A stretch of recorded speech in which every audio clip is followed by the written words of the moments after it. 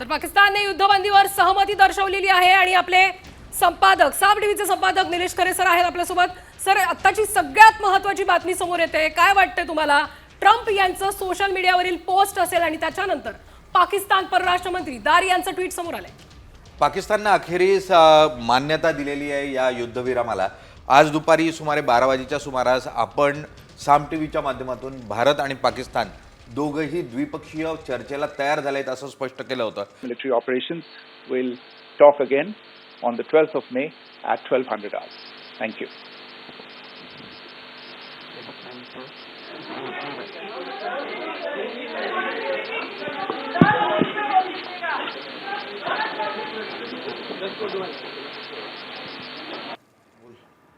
तर आपण बघतोय भारत पाक एकमेकांवरील हल्ले थांबवण्यास तयार असल्याचं समोर येत आहे। अमेरिकेचे राष्ट्राध्यक्ष ट्रम्प यांनी हा दावा केलाय।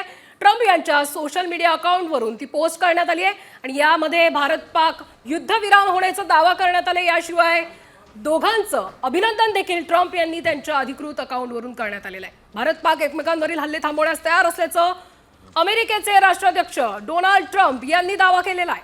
काल रात्री भारत पाकिस्तान यांच्याशी चर्चा झाल्यानंतर ट्रम्प यांनी हा दावा केलेला आहे। मात्र कालपासून पाकिस्तानच्या कुरापती मात्र सुरूच आहे। एकीकडे ऑपरेशन सिंदूर सुरू आहे, ज्याच्यामध्ये पाकिस्तानचा प्रत्येक हल्ला भारत उधळून टाकतोय। Military.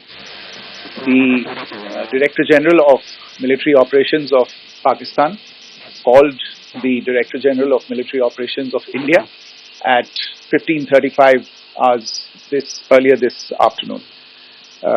It was agreed between them that both sides would stop all firing and military action on land and in the air and sea with effect from 1700 hours Indian Standard Time today. Instructions have been given on both sides to give effect to this understanding. The Directors General of Military Operations will talk again on the 12th of May at 1200 hours. Thank you. Bharat आणि पाकिस्तान दोन्ही देशांनी युद्धविरामाला मंजुरी दिलेली आहे। सायंकाळी 5 वाजल्यापासून दोन्ही देशांमध्ये युद्धविराम हा लागू करण्यात आलेला आहे। भारतीय परराष्ट्र मंत्रालयाने केलेल्या घोषणेमध्ये स्पष्टपणे संकेत देण्यात आलेले आहेत की संध्याकाळी 5 वाजल्यापासून भारत आणि पाकिस्तान दोन्ही देश युद्धविरामाला तयारी दर्शवलेली आहे दोन्ही देशांनी आणि त्यानुसार दोन्ही देशांकडून आपल्या सेनांना तिन्ही पातळीवर एअर स्ट्राईक असो, जमिनीवरचं लष्कर असो किंवा पाण्याच्या माध्यमातून किंवा समुद्री युद्ध असो, या तिन्ही पातळ्यांवर युद्धविराम करण्यात आलेला आहे असं भारताकडून स्पष्ट करण्यात आलेलं आहे। पाकिस्तानने या संदर्भातलं सूतोवाच उघडपणे जाहीर जे आहे ते पाकिस्तानच्या माध्यमातून करण्यात आलेलं आहे। आणि अत्यंत महत्त्वपूर्ण बातमी, गेले 15 दिवस जो तणाव मुख्यतः भारत आणि पाकिस्तानमध्ये होता आणि गेले 4 दिवस संध्याकाळ 7 मे पासून ज्या स्वरूपाचा तणाव होता तो अखेरीस आता निवळलेला आहे। 5 वाजल्यापासून दोन्ही देशांनी युद्धविरामाला परवानगी दिलेली आहे। नक्कीच आताची सगळ्यात महत्त्वाची बातमी बघतोय। भारत पाकिस्तान युद्धविरामास आता तयार असल्याचं ट्रम्प यांनी नुकतंच सोशल मीडिया हँडलवर सांगितलं आणि त्यानंतर लगेचच आलेली ही महत्त्वाची बातमी म्हणजे भारत आणि पाकिस्तान युद्धविराम। प्रेरणा, सर्वात महत्त्वाचा मुद्दा म्हणजे काही क्षणापूर्वी, काही तासापूर्वी भारत सरकारने घोषणा केली होती की जर येत्या काळामध्ये दहशतवादी हल्ल्यासारखा प्रकार झाला तर त्याला युद्ध म्हणून गृहीत धरलं जाईल। म्हणजे हा युद्धविराम झालेला असला तरी यामागे अटी शर्ती या निश्चितपणे आहेत। अटी शर्तींशिवाय हा युद्धविराम झालेला दिसत नाही आणि म्हणूनच भारत स्पष्टपणे म्हणतोय की जर येत्या काळामध्ये कोणतंही दहशतवादी कृत्य झालं तर त्याला युद्ध म्हणून बघितलं जाईल आणि युद्ध म्हणूनच त्याला प्रत्युत्तर दिलं जाईल। निश्चितपणे पाकिस्तानसाठी अत्यंत मोठा इशारा। पाकिस्तानची अर्थव्यवस्था ज्या स्वरूपाची आपल्याला बघायला मिळत होती, पाकिस्तानच्या अर्थव्यवस्थेमध्ये गेले 48 तास पेट्रोल पंप बंद करण्यात आले होते, जेणेकरून त्यांच्याकडे जे एनर्जी रिसोर्स आहे, जे पेट्रोल आहे ते वाचवण्याचा प्रयत्न होता।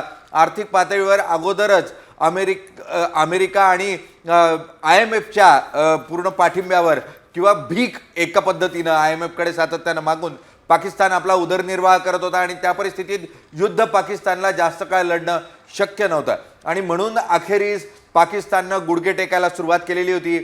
हेच गुडघे टेकणं हे चर्चेला आमंत्रण देणार होतं आणि त्यातून भारत आणि पाकिस्ताननं चर्चा करावी अशा स्वरूपाचा प्रस्ताव जो आहे तो पाकिस्तानकडून समोर आला। अखेरीस ही चर्चा जी आहे ती निष्पन्न होताना पाहायला मिळते आणि त्यातून भारतानं युद्धबंदी स्वीकारलेली आहे। भारत आणि पाकिस्तान दोघांनी युद्धबंदी स्वीकारलेली आहे। मात्र कथनी आणि करणी यातला फरक अत्यंत महत्त्वाचा असतो आणि पाकिस्ताननं नेहमी जे सांगितलं ते केलंय असं नाही। पाकिस्तान सातत्यानं दहशतवादाला पाठिंबा देत आलाय। पाकिस्तान सातत्यानं आपल्या मदरसांच्या माध्यमातून दहशतवादाची फॅक्टरी चालवत आलेला आहे आणि त्यामुळे आज जरी हा युद्धविराम झालेला असला तरी पाकिस्तान दहशतवाद तयार करण्याची फॅक्टरी बंद करेल का हा प्रमुख मुद्दा असेल। आणि येत्या काळामध्ये जर ही फॅक्टरी बंद झाली नाही, येत्या काळामध्ये जर काश्मीरमध्ये पुन्हा अशा स्वरूपाच्या दहशतवादी कृत्य करण्याचा प्रयत्न झाला तर निश्चितपणे ज्या स्वरूपाची उग्र प्रतिक्रिया भारताकडून समोर येताना पाहायला मिळाली त्या स्वरूपाची प्रतिक्रिया येत्या काळात पाहायला मिळेल। आणि त्यामुळे जो शब्द आता पाकिस्ताननं भारताला दिला आहे युद्धविरामाचा आणि येत्या काळामध्ये कोणतेही दहशतवादी कृत्य न करण्याचा, त्याला पाकिस्तान पाळेल अशी अपेक्षा करूया, जेणेकरून सीमावर्ती भाग आणि दोन्ही देशांमध्ये युद्धबंदी लागू राहील आणि कोणत्याही स्वरूपाची अशांतता निर्माण होणार नाही। आणखी एक महत्त्वाचा मुद्दा तो म्हणजे शिमला करार आम्हाला मान्य नसेल, आम्ही शिमला करार मोडीत काढतोय असं पाकिस्तान म्हणत होता। भारताच्या दृष्टीनं या युद्धजन्य परिस्थितीमध्ये जर अमेरिकेने मध्यस्थता केली असेल तर शिमला करार असं सांगतो की कोणतेही द्विपक्षीय प्रश्न म्हणजे भारत आणि पाकिस्तान या दोघांमधले जे प्रश्न आहेत ते प्रश्न हे फक्त भारत आणि पाकिस्तान द्विपक्षीय पातळीवर सोडवेल, त्यासाठी तिसऱ्याची मध्यस्थता स्वीकारली जाणार नाही। या युद्धजन्य परिस्थितीमध्ये अमेरिकेची मध्यस्थता भारतानं किंवा पाकिस्ताननं स्वीकारली आहे का हा प्रश्न अत्यंत महत्त्वपूर्ण असेल, कारण मग अशा परिस्थितीमध्ये शिमला कराराचं उल्लंघन होताना पाहायला मिळेल। शिमला कराराच्या अटीनुसार भारत आणि पाकिस्तान या दोघांनीच चर्चा करायला हवी, तिसऱ्याची मध्यस्थता स्वीकारली जाणार नाही। जर ही युद्धबंदी पाकिस्तान किंवा भारत या दोघांव्यतिरिक्त अमेरिकेचे राष्ट्राध्यक्ष किंवा परराष्ट्र मंत्री जाहीर करत असतील तर भारत आणि पाकिस्तान हे मध्यस्थाच्या माध्यमातून युद्धविराम करतायत का हा अत्यंत कळीचा मुद्दा असेल परराष्ट्र धोरणाच्या दृष्टीनं, भारताच्या परराष्ट्र धोरणाच्या दृष्टीनं, कारण भारत हा सातत्यानं द्विपक्षीय चर्चा करू अशा स्वरूपाची भूमिका घेत आलेला आहे। हीच भूमिका भारतानं 1951 पासून युनोतही घेतलेली आहे आणि त्यामुळे जर ही भूमिका भारताची आहे तर मग अमेरिकेची मध्यस्थता ही कशा स्वरूपाची होती, अमेरिकेची मध्यस्थता ही का स्वीकारली गेली आणि का म्हणून अमेरिकेच्या माध्यमातून ही युद्धबंदी झाली, किंवा जर ही युद्धबंदी फक्त भारत आणि पाकिस्तान यांच्यातल्या द्विपक्षीय चर्चेतून झाली असेल तर निश्चितपणे ही चर्चा शिमला कराराच्या अंतर्गत असेल आणि त्यामुळे त्याचं स्वागत करणं हे क्रमप्राप्त असेल। कोणतेही युद्धविराम हा स्वागतार्हच असतो। सतीश ढगे आपल्याबरोबर आहेत। सतीश ढगेजी, युद्धविराम अत्यंत स्वागतार्ह अशी गोष्ट, कोणत्याही युद्धानं कधीच कोणतीही गोष्ट साध्य होत नसते आणि त्यामुळे युद्धविराम जर भारत आणि पाकिस्तानमध्ये झाला असेल तर सर्वसामान्य जनतेसाठी अत्यंत दिलासादायक अशी गोष्ट आहे हा निर्णय आहे। तुम्ही कसं बघता ढगे साहेब याच्याकडे?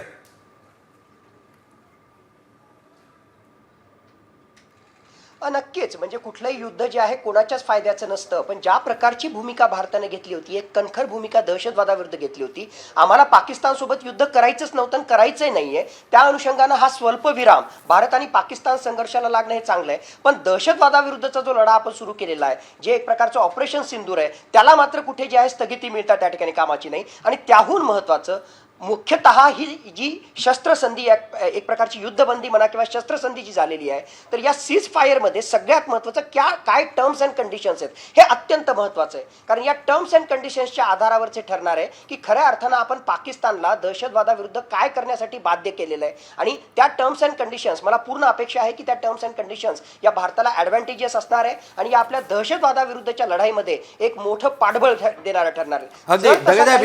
अत्यंत कळीचा मुद्दा तुम्ही मांडलेला आहे। कोणतीही शस्त्रसंधी होते किंवा कोणतीही युद्धबंदी होते तर त्यासाठी अटी आणि शर्ती घातल्या जातात, मग त्या दोन्ही देशांकडून असतात।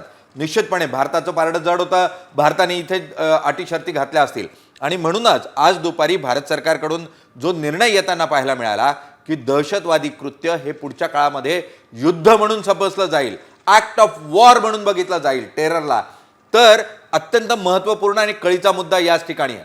म्हणजे भारताच्या दृष्टीने येत्या काळामध्ये जर पाकिस्तान किंवा भारतात कोणताही दहशतवादी हल्ला झाला तर तो युद्ध म्हणून स्वीकारला जाईल आणि पुन्हा युद्ध होईल, कारण तुम्ही सातत्यानं स्वल्पविराम असा शब्द उच्चारताय.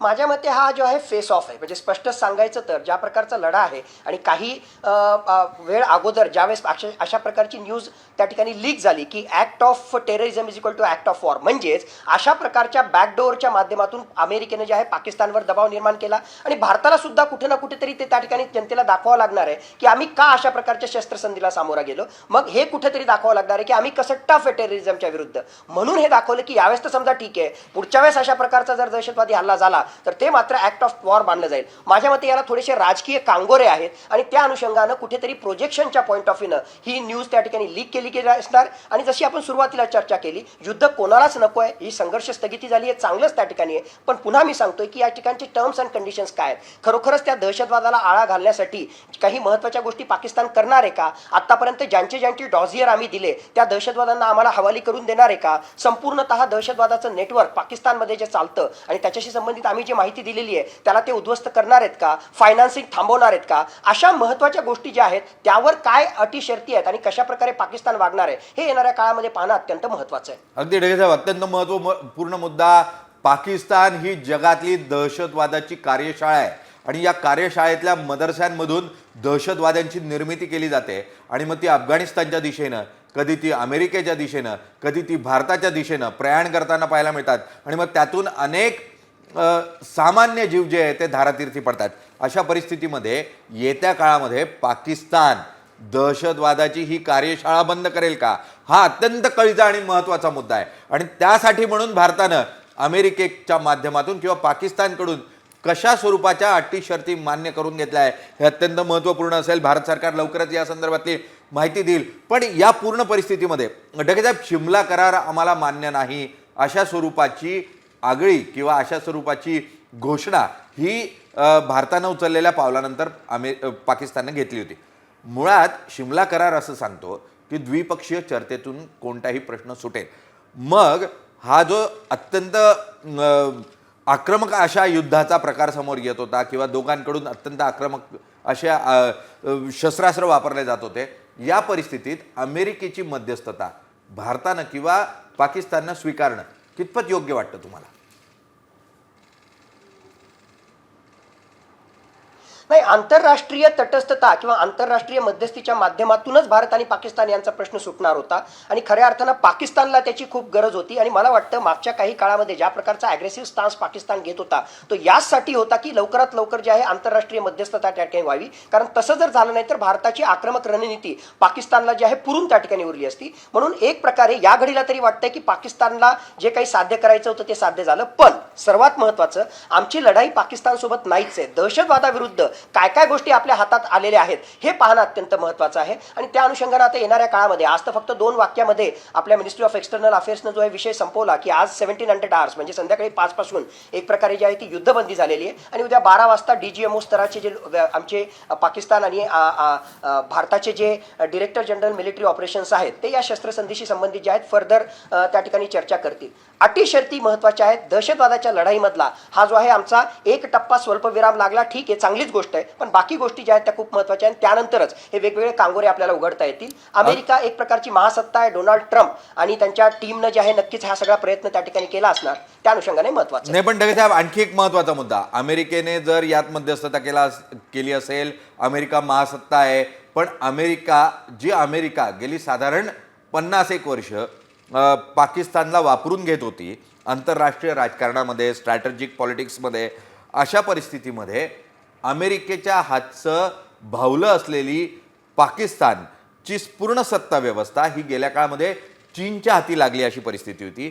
चीन पाकिस्तानला खेळवत होता आणि पाकिस्तानच्या माध्यमातून मुख्य सार्क देशांमध्ये असो किंवा आशियाई देशांमध्ये असो राजकारण करण्याचा प्रयत्न करत होता. या परिस्थितीमध्ये अमेरिकेचा वर्चस्व पुन्हा एकदा पाकिस्तानवर तयार झाला असं आपण मानू शकतो का?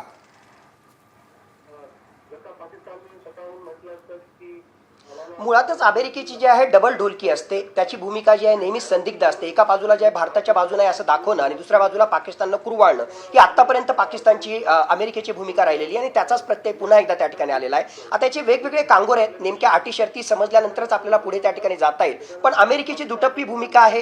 पाकिस्तानला जे आहे पुन्हा एक प्रकारची जी आहे ॲडव्हान्टेजियस सिच्युएशन अमेरिकेनं निर्माण करून दिलेली आहे. एवढा दहशतवादाला तो पोसत असताना सुद्धा या सगळ्या अँगलनं हे सगळं पाहणं अत्यंत महत्त्वाचं आहे. धन्यवाद. म्हणजे 2000 कोटी रुपयांचं कर्ज, 20,000 कोटी रुपयांचं कर्ज IMFच्या माध्यमातून उपलब्ध करून देणारं कोण होतं? तर अमेरिका होती. अमेरिकेने पाकिस्तानला कर्ज उपलब्ध 12 मे रोजी दोन्ही DGMO म्हणजे भारत आणि पाकिस्तान यांच्या दोघांच्या अधिकाऱ्यांची चर्चा जी आहे, संरक्षण मंत्रालयाने जी पत्रकार परिषद घेतली आहे त्यामध्ये त्यांनी स्पष्ट केलेलं आहे की भारत आणि पाकिस्तानमधल्या शस्त्रसंधीवर एकमत झालेलं आहे आणि या संदर्भातली येत्या 12 मे रोजी द्विपक्षीय चर्चा जी आहे ती पहिली द्विपक्षीय चर्चा होताना पाहायला मिळेल. ती अधिकारिक पातळीवर होईल. दोन्हीही देशांचे राजनीतिक अधिकारी एकत्र येतील आणि ते या शस्त्रसंधीवर चर्चा करतील आणि त्यावेळेला अंतिमतः अटी आणि शर्तींवर स्वाक्षऱ्या होताना आपल्याला पाहायला मिळतील. आणि त्यामुळे अद्यापही आजची तारीख बघता अजूनही 2 दिवस आहेत. 2 दिवसामध्ये कशा स्वरूपाची स्थिती बदलते, पाकिस्तान दिलेला शब्द पाळतं का आणि 12 तारखेला कशा स्वरूपाच्या अटी शर्ती समोर येतात हे अत्यंत महत्त्वपूर्ण असेल. 12 तारखेला चर्चा होईल. आज संध्याकाळपासून शस्त्रसंधी पाकिस्तान आणि भारत यांच्यामध्ये लागू झालेली आहे आणि त्यामुळे शांतता आता सीमावर्ती भागामध्ये असेल. अनेक निष्पाप अशा लोकांना प्राण गमवावा लागला होता काश्मीर भागामध्ये, भारताच्या काश्मीरमध्ये आणि जो पाकिस्तान नियंत्रित काश्मीर आहे त्याही भागामध्ये अनेकांना आपले जीव गमवावे लागले होते आणि त्यामुळे शस्त्रसंधीचं निश्चितपणे स्वागत. मात्र दहशतवादाचं काय, हा प्रश्न काय? नक्कीच. अगदी सुरुवात आपण बघितली तर निलेश सर, काश्मीरमध्ये पहलगाममध्ये झालेला हल्ला, त्यानंतर सुरू झालेला ऑपरेशन सिंदूर, त्यानंतर पाकिस्तानच्या कुरापती सुरू होत्या, हल्ले कायम होते, भारताने सगळे भारतीय लष्कराने हल्ले उधळून टाकले, त्यानंतर आलेला हा महत्त्वपूर्ण निर्णय. काय वाटतं या निर्णयानंतर पाकिस्तानची चाल काय असेल? मुळात पाकिस्तान हा आपल्या गुडघ्यावर पडताना पाहायला मिळत होता आणि कोणत्याही परिस्थितीत भारताकडून शस्त्रसंधी व्हावी या दृष्टीने प्रयत्न होते. आज सकाळीच पाकिस्तानचे उपपंतप्रधान यांच्याकडून वक्तव्य होतं, जर भारतानं हल्ले थांबवले तर आम्ही आमच्याकडचे हल्ले तातडीनं थांबवू. यातून स्पष्टपणे संकेत देण्यात आले होते की आम्ही भारताबरोबर चर्चेला तयार आहोत. आज दुपारी साम टीव्हीच्या माध्यमातूनच आपण बातमी दिली होती की भारताबरोबर पाकिस्तान चर्चेला तयार झालेला आहे आणि त्याचीच परिणिती जी आहे ती आपल्याला संध्याकाळ होता पाहायला मिळाली. संध्याकाळी 5 वाजेपासून भारत आणि पाकिस्तान या दोघांमध्ये शस्त्रसंधी झाल्याची घोषणा आता अधिकृतपणे झालेली आहे. मात्र ही घोषणा भारतानं किंवा पाकिस्ताननं न करता ती अमेरिकेच्या राष्ट्राध्यक्षांनी किंवा अमेरिकेच्या परराष्ट्र मंत्र्यांनी करण्याची काय गरज होती, हा मूळ प्रश्न तयार होतो. अमेरिकेनं मध्यस्थता जर या पूर्ण विषयात केली असेल तर आता येत्या काळामध्ये आपण अमेरिका सांगेल तसं वागणार आहोत का किंवा पाकिस्तान अमेरिका सांगेल तसं वागणार आहोत का आणि या माध्यमातून आपण मध्यस्थता स्वीकारणार आहोत का, द्विपक्षीय चर्चा न करता आपलं परराष्ट्र धोरण आपण बदलणार आहोत का, हा मूळ प्रश्न तयार होतो. कारण गेले 70 वर्ष भारताचं परराष्ट्र धोरण आहे की आम्ही कोणत्याही परिस्थितीत दुसऱ्या देशाची मध्यस्थता स्वीकारून पाकिस्तान आणि भारतामध्ये चर्चा करणार नाही. जर ही चर्चा पाकिस्तानबरोबर होणार असेल आणि ती जर अमेरिकेच्या मध्यस्थतेने होणार असेल तर या ठिकाणी प्रश्न तयार होतोय की मग परराष्ट्र धोरण बदलताना पाहायला मिळते आणि त्यामुळे 12 तारखेला द्विपक्षीय चर्चा आणि त्यातून अटी शर्ती निश्चित होतील अशी अपेक्षा करूया, जिथून भारताला ॲडव्हान्टेज मिळू शकतं. भारताला या दहशतवाद विरोधी लढ्यामध्ये आणखी जास्त सुरक्षित पावलं टाकणं सहज शक्य होऊ शकतं. नक्कीच. डोनाल्ड ट्रम्प यांचं सोशल मीडियावरचं ते वक्तव्य समोर आलं आणि त्यानंतर लगेचच आलेली ही महत्त्वाची बातमी. पण निलेश सर, तुम्ही आता सांगितलं ज्या पद्धतीने की डोनाल्ड ट्रम्प यांनी का करावं, भारत किंवा पाकिस्तान यांच्या कोणत्याही अधिकृत सोशल मीडियावर कोणत्याही पद्धतीची युद्धविरामाची बातमी का आली नाही? मुळात अमेरिकेकडून अगोदर बातमी येते आणि त्यानंतर मग पाकिस्तान घोषणा करतं, त्यानंतर भारताचे जे परराष्ट्र मंत्रालय आहे ते घोषणा करतं. निश्चितपणे अमेरिकेकडून ही घोषणा का होते, ती भारताच्या किंवा पाकिस्तानच्या माध्यमातून का झाली नाही आणि मध्यस्थाची गरज का पडली, हा प्रश्न असेल. आणि हा कळीचा प्रश्न आहे परराष्ट्र धोरणाच्या दृष्टीने. आणि कारण शिमला करार हा स्पष्टपणे सांगतो की द्विपक्षीय चर्चा द्विपक्षातच होईल. द्विपक्षीय चर्चा म्हणजे फक्त पाकिस्तान आणि भारत हेच दोघं चर्चा करतील आणि हाच मुद्दा सातत्यानं भारतानं युनोतही लावून धरलेला आहे की आम्ही तिसऱ्या कोणत्याही देशाची मध्यस्थता भारत आणि पाकिस्तानच्या वादामध्ये स्वीकारणार नाही. हा आमच्या दोघं देशांचा मुद्दा आहे. आम्ही दोघंही देश एकत्र बसवून आमचे मुद्दे सोडवू आणि त्यामुळे अत्यंत कळीचा मुद्दा असेल. आपण ढगेंकडे जाऊयात परत. डगेजी मुळात डगे नाही आहेत, डगे आपल्याबरोबर नाही आहेत, मात्र अत्यंत कळीचा मुद्दा असेल की शिमला करार जो पाकिस्तान उलथवून टाकू पाहत होता, जो करार मोडू पाहत होता, त्याला या ठिकाणी यश येत आहे का? तो तिसऱ्या मध्यस्थताला भारत या द्विपक्षीय चर्चेमध्ये आणू पाहतोय का? आणि त्यातून आपलं परराष्ट्र धोरण, कारण परराष्ट्र धोरण अत्यंत महत्वाचं आहे भारताचं, भारतानं सातत्यानं जी आपली भूमिका आहे ती नाम म्हणून संस्था जी भारताच्या प्रतिनिधित्वामध्ये गेली 60-70 वर्ष जगावर स्वतःचा वेगळा ठसा उमटवून होती, तिथे आपण कोणतीही नॉन अलाइनमेंट मुवमेंट म्हणून तिला ओळखलं जातं. नॉन अलाइनमेंट मुवमेंटमध्ये आपण कोणत्याही देशाबरोबर गेलो नाही, मग ना रशियाबरोबर थेटपणे गेलो ना अमेरिकेबरोबर थेटपणे गेलो, आणि आपण सातत्यानं आपली वेगळी भूमिका घेऊन जगामध्ये आपला मार्ग निवडत राहिलेलो आहे. आणि अशा परिस्थितीमध्ये आपण जर अमेरिकेची मध्यस्थता या पूर्ण युद्धामध्ये स्वीकारत असू, या युद्धजन्य परिस्थितीमध्ये स्वीकारत असू, तर ते कितपत योग्य आहे हा प्रश्न निश्चितपणे उपस्थित केला जाऊ शकतो.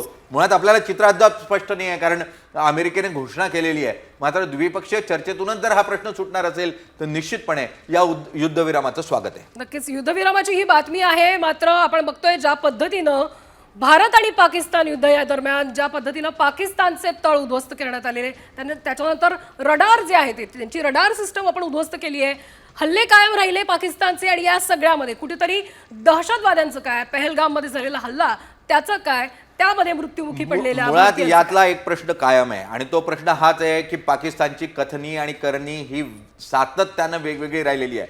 पाकिस्तान जे बोलत आलाय त्यापेक्षा तो बरंच काही वेगळं करत आलेला आहे. पाकिस्तान सातत्यानं दहशतवादाची पाठराखण करत आलेला आहे. आणि इतकंच नाही, स्वतः पाकिस्तानचे संरक्षण मंत्री यांनी स्काय न्यूजला दिलेल्या मुलाखतीत म्हटलंय की हो, हा धंदा आम्ही गेले, हा डर्टी गेम असा शब्द त्यांनी वापरलेला होता. म्हणजे अत्यंत घाणेरडा खेळ जो आहे गेले 30 वर्ष आम्ही खेळत आलोय असं पाकिस्तानने स्वतःच मान्य केलेलं होतं. आणि त्या एक प्रमुख बातमी येते, अजित डोवाल मोदींच्या भेटीला पोहोचलेले, NSAचे प्रमुख अजित डोवाल हे पोहोचलेले आहेत. आंतरराष्ट्रीय परिस्थितीमध्ये भारताच्या अनेक महत्त्वाच्या भूमिकांमध्ये अजित डोवाल यांची भूमिका, ते स्वतः पंतप्रधान नरेंद्र मोदी यांना भेटायला गेलेले आहेत, आणि यातून आपल्याला चित्र स्पष्ट होताना पाहायला मिळेल. आताची अत्यंत महत्त्वाची बातमी, दहशतवादाच्या मुद्द्यावर कोणतीही तडजोड नाही.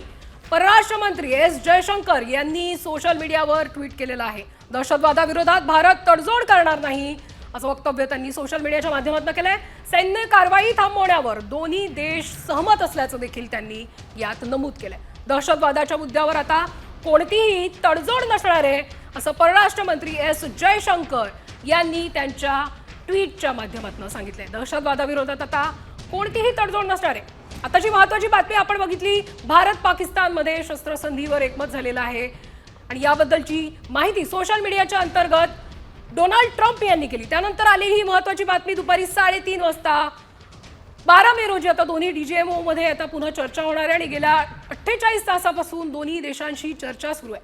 मोदी आणि शरीफ यांच्याशी देखील आता चर्चा असल्याचं समोर आलेलं आहे. मात्र आता अजित डोवाल जे आहेत ते देखील पंतप्रधान नरेंद्र मोदी यांच्या भेटीला गेले आहेत. त्यांच्यामध्ये काय पद्धतीची चर्चा होईल, यानंतर पुढचा टप्पा काय असेल, पुढची रणनीती काय असेल हे बघणं महत्त्वाचं ठरणार आहे. कारण ऑपरेशन सिंदूर सुरू झालं, पहलगामचा हल्ला झाला, त्यानंतर सुरू झालेलं ऑपरेशन सिंदूर, भारतीय लष्कराची महत्त्वपूर्ण आणि यशस्वी कामगिरी, त्यानंतर भारत पाक युद्ध ज्याच्यामध्ये पाकिस्तानच्या प्रत्येक हल्ल्याला भारतीय लष्कराने दिलेलं प्रत्युत्तर असेल, आणि या सगळ्यात आता झालेलं शस्त्रसंधीवर एकमत. आज संध्याकाळी 5 वाजल्यापासून शस्त्रसंधी लागू होणार आहे. दुपारी 3:30 वाजता पाक DGMOचा भारताला फोन आलेला आहे. 12 मे रोजी दोन्ही DGMO मध्ये पुन्हा चर्चा होणार आहे. भारत पाकिस्तानमध्ये शस्त्रसंधीवर एकमत झाल्याची अत्यंत महत्त्वाची बातमी समोर येते. परराष्ट्र सचिवांनी कशा स्वरूपाचं वक्तव्य केलंय आपण पुन्हा एकदा ऐकूयात.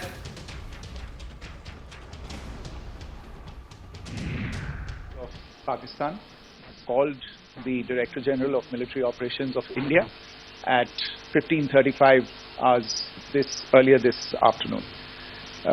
It was agreed between them that both sides would stop all firing and military action on land and in the air and sea with effect from 1700 hours Indian Standard Time today. Instructions have been given on both sides to give effect to this understanding. the Directors General of Military Operations will talk again on the 12th of May at 1200 hours. आज संध्याकाळी 5 वाजल्यापासून शस्त्रसंधी लागू झालेली आहे. 12 तारखेला दुपारी DGMO Pakistan आणि भारत या दोन्हीही देशांचे प्रमुख जे आहेत ते एकत्रित चर्चा करताना आपल्याला पाहायला मिळतील. अधिकारिक पातळीवर ही मुख्यतः चर्चा होईल आणि त्यात अटी शर्ती निश्चित होतील की भारत आणि पाकिस्तान या युद्धजन्य परिस्थितीमध्ये जो युद्धविराम दोघंही मान्य करतायत त्याच्या अटी शर्ती काय आहेत आणि कशा स्वरूपात दोघंही देश येत्या काळामध्ये दहशतवाद विरोधी कारवाईला सामोरं जाणार आहेत हे निश्चित होताना पाहायला मिळेल. आणि त्या दृष्टीने या अटी शर्तींमध्ये भारताला अप्पर हँड किंवा जास्त यशस्वी तडजोड ही भारताच्या हाती येते का हे पाहणं अत्यंत महत्त्वपूर्ण असेल. आणि त्यासाठी म्हणून 12 मे अत्यंत महत्त्वपूर्ण दिवस भारत आणि पाकिस्तानसाठी. आज सायंकाळी 5 वाजल्यापासून भारत आणि पाकिस्तान या दोघांमध्ये शस्त्रसंधी लागू झालेली आहे. मात्र प्रश्न एकच, अमेरिकेनं ही घोषणा, शस्त्रसंधीची घोषणा किंवा युद्धबंदीची घोषणा ही अमेरिकेच्या माध्यमातून का करण्यात आली? भारत आणि पाकिस्तान या संदर्भात घोषणा करू शकले असते. अमेरिकेची मध्यस्थता ही दोन्हीही देशांनी का स्वीकारली? कारण आत्तापर्यंत भारताची भूमिका ही स्पष्ट होती की दोन्हीही देशांमधल्या प्रत्येक प्रश्नामध्ये द्विपक्षीय चर्चा होईल, तिसऱ्या पक्षाला स्वीकारला जाणार नाही.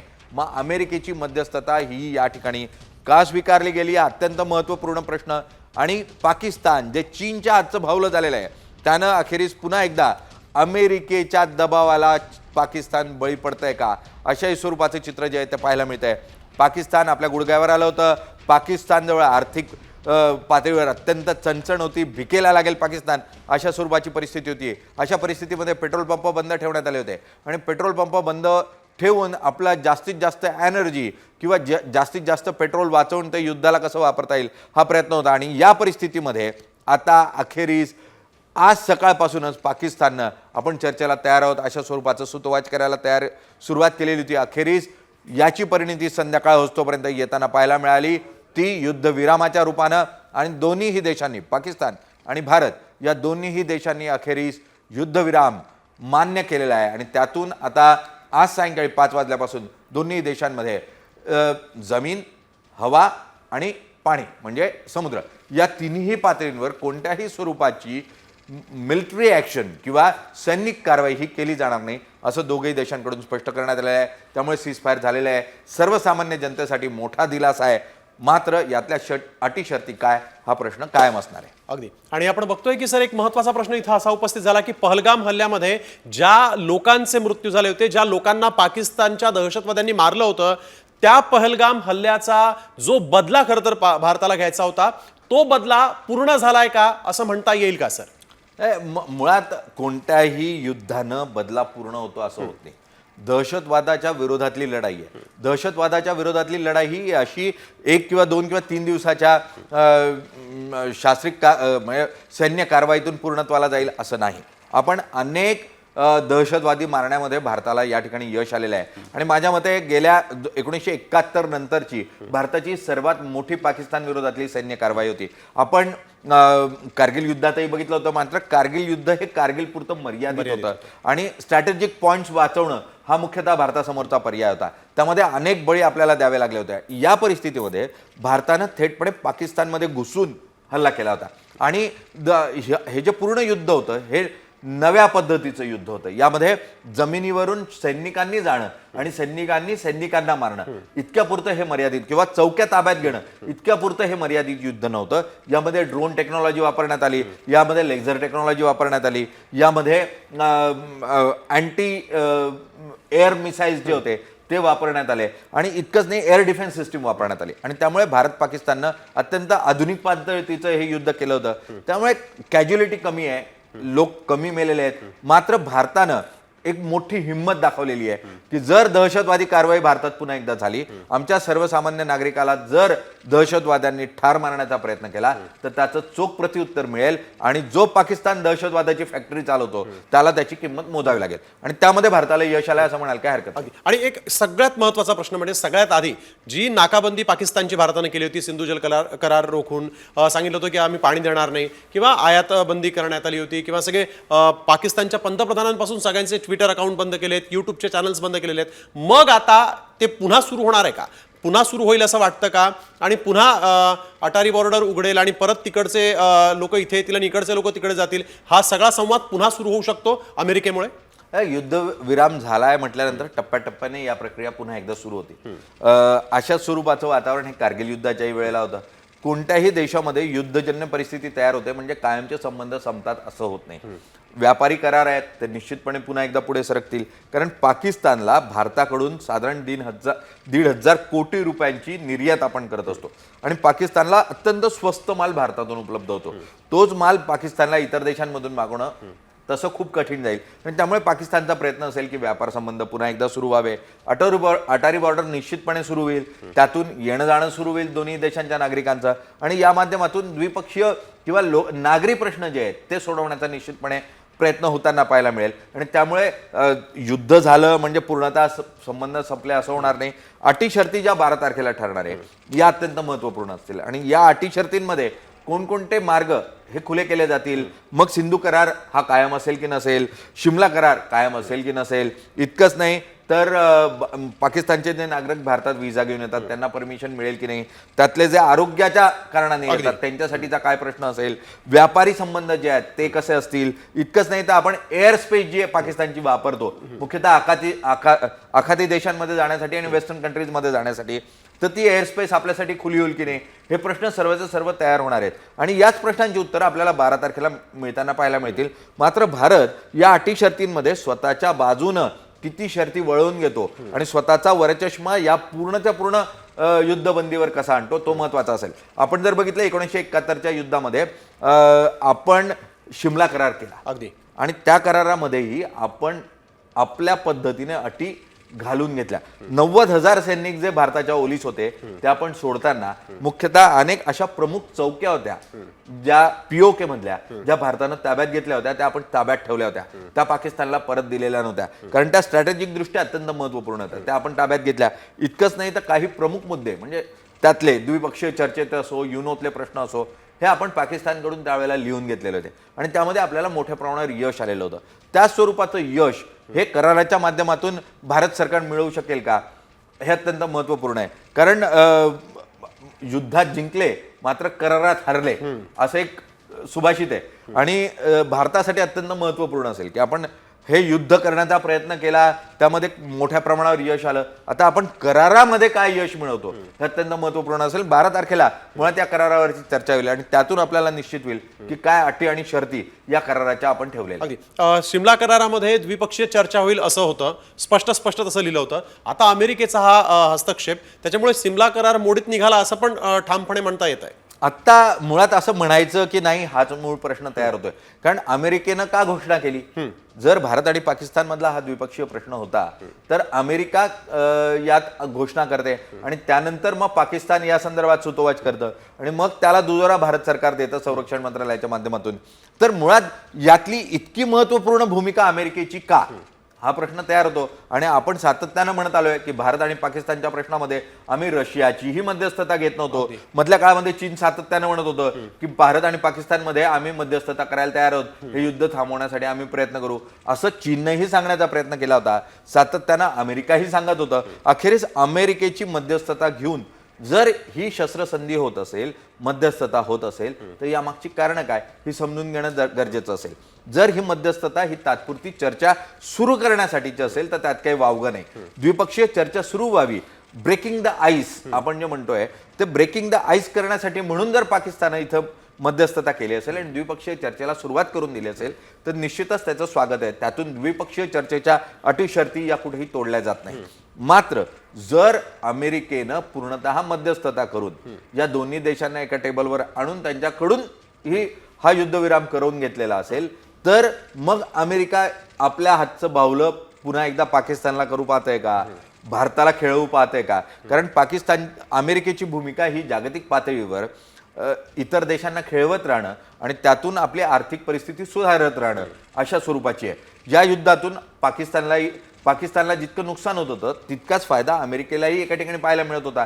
कारण शस्त्र विकतं कोण जगामध्ये, तर अमेरिका विकतं. मग अमेरिकेतील सगळ्यात जास्त शस्त्र विक्री होणार होती आणि शस्त्र विक्री गेली की अमेरिकेची आर्थिक परिस्थिती सुधारते. अमेरिका ज्या ज्या वेळेला मद्दीला सामोरं जातं त्या वेळेला अमेरिका शस्त्र विकतं आणि शस्त्र विकून किंवा युद्ध करतं आणि युद्ध करून आपली आर्थिक परिस्थिती बरी करतं. आणि त्यामुळे अशीच परिस्थिती निर्माण करण्याचा अमेरिकेचा प्रयत्न होता का, असं एकीकडे पाहायला मिळतं. दुसरीकडे तुम्ही म्हणताय की दहशतवादी कारवाया नको, पाकिस्तानला आपण युद्धबंदी करायला भाग पाडलंय. मग 20,000 कोटी रुपयांची जी मदत IMFच्या माध्यमातून झाली, त्या IMFवर पूर्णतः वरचष्मा हा अमेरिकेचा आहे, international monetary फंडवर.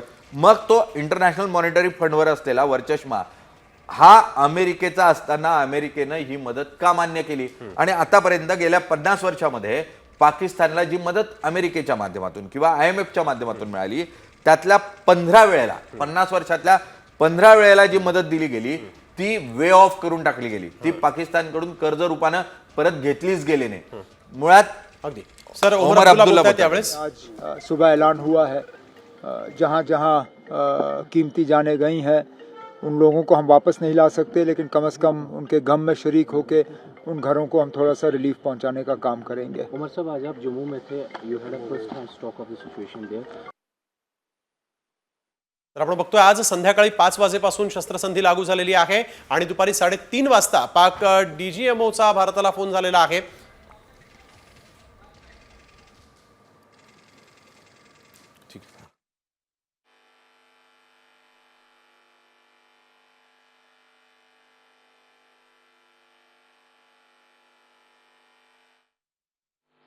I welcome you to this press briefing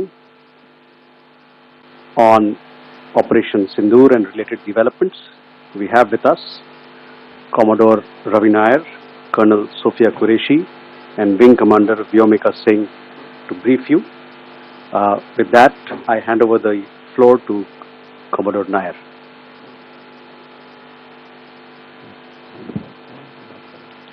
Good evening, ladies and gentlemen. As the Foreign Secretary had said, you're aware there's an understanding that has been reached to stop all military activities at sea, on the air and on the land. And the Indian Navy, Indian Army and the Indian Air Force have been instructed to adhere to this understanding. Since the tragic events at Pahalgam, you're aware that our responses have been measured and very responsible.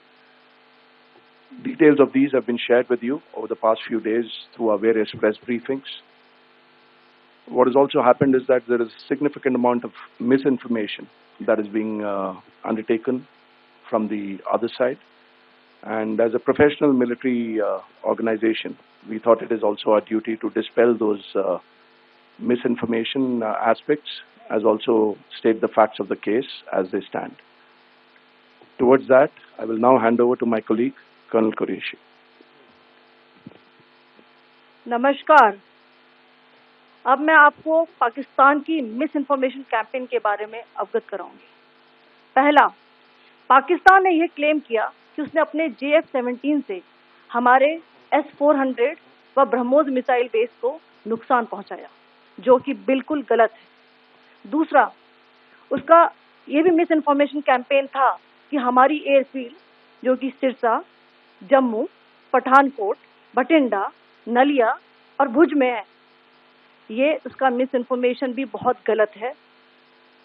तीसरा, पाकिस्तान के miss information campaign के मुताबिक हमारे ammunition dumps जो चंडीगढ़ और बियास में है उसका damage हुआ, यह भी बिल्कुल गलत है. हमने आपको मॉर्निंग ब्रीफिंग में बताया था विद फैक्ट्स एंड फिगर के साथ कि ये सारी चीजें बिल्कुल सही सलामत है. अब मैं आपको बताना चाहती हूँ कि पाकिस्तान के एक प्रेस कॉन्फ्रेंस में ये बात की गई थी कि उनके सीनियर मिलिट्री ऑफिसर्स जो कि पूरी तरह से ये भ्रामक है और तथ्यों से दूर है कि पाकिस्तान की ओर से ये झूठा आरोप भी लगाया जा रहा है कि भारतीय सेना ने मस्जिदों को नुकसान पहुंचाया। मैं इससे बिल्कुल स्पष्ट करना चाहती हूं कि India is a secular nation और हमारी सेना भारत के कॉन्स्टिट्यूशनल वैल्यूज की एक बहुत प्यारी झलक है। इंडियन आर्म फोर्सेस ने पाकिस्तान को बहुत भारी नुकसान पहुंचाया, उनके मिलिट्री इंफ्रास्ट्रक्चर्स को, चाहे वो लैंड एसेट्स हो या फिर उनके एयर एसेट्स। यही नहीं, इंडियन आर्म फोर्सेस ने पाकिस्तान की एयरफील्ड्स स्कर्दू, जकोबाबाद, सरगोदा और भुलारी को बहुत नुकसान पहुंचाया।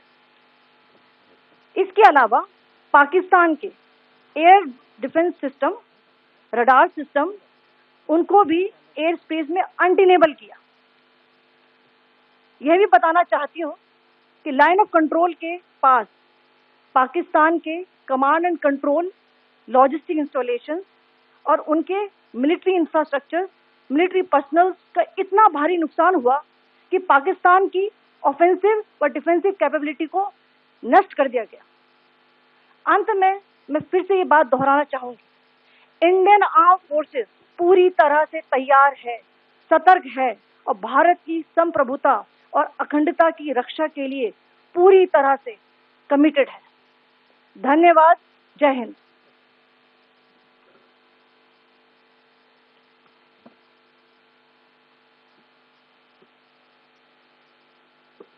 Several attempts were made by Pakistan on spreading a misinformation campaign, as we have seen for the last few days. There were attempts made to say that our S-400 at a northern base was destroyed, which was completely false, and that it was destroyed by a JF-17. It was a false information.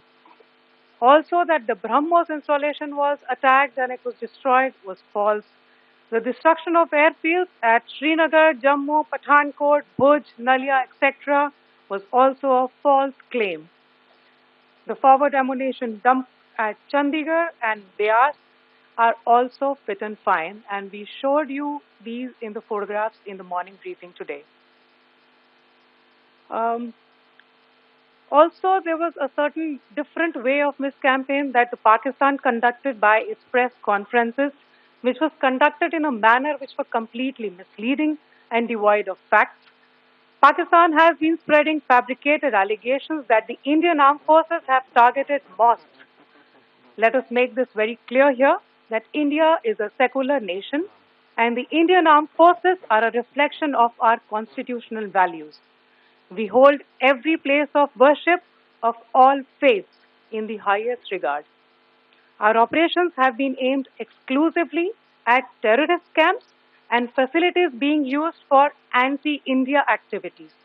No religious sites, I repeat, no religious sites have been targeted by the Indian Armed Forces. Over the past few days, as we have seen, Pakistan has suffered very heavy and unsustainable losses after it has given us an unprovoked attack on our installations. It has suffered losses in both land and air. There has been an extensive damage to the crucial Pakistani air bases like Skardu, Sargodha, Jacobabad and Bholari. In addition, a loss of AD weapon system and radars made the defense of Pakistani airspace untenable. Across the line of control, extensive and precise damage to military infrastructure and command control centers and logistic installations. In addition to that, 2 military personnel had led to complete breakdown of its defensive and offensive capability and also Pakistani morale.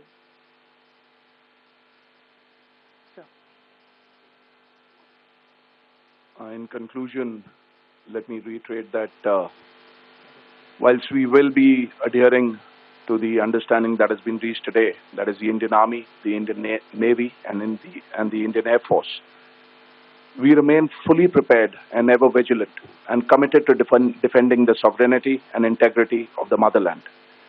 Every misadventure by Pakistan has been met with strength, and every future escalation will invite a decisive response. We remain fully operationally ready to launch whatever operations may be required in defense of the nation. Thank you very much, ladies and gentlemen. Thank you. With that, we come to the closure of this press briefing. Thank you very much.